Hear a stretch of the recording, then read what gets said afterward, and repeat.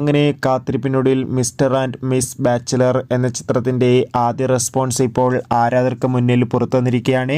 ആ ഒരു അപ്ഡേഷനാണ് ഇന്നൊരു വീഡിയോ ഭാഗത്തെ. വീഡിയോയിലേക്ക് മുൻപ് വീഡിയോ ലൈക്ക് ചെയ്യുക, ചാനൽ സബ്സ്ക്രൈബ് ചെയ്യാൻ വേണ്ടി ശ്രമിക്കുക.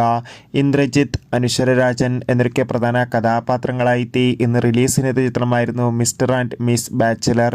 ഏവരും ഏറെ ആകാംക്ഷയോടെയായിരുന്നു ചിത്രത്തിൻ്റെ റിലീസിനായി കാത്തിരുന്നത്. ഫൈനലി ചിത്രത്തിൻ്റെ ആദ്യ ഷോയുടെ റെസ്പോൺസ് ഇപ്പോൾ ആരാധകർക്ക് മുന്നിൽ പുറത്തുവന്നിരിക്കുകയാണ്.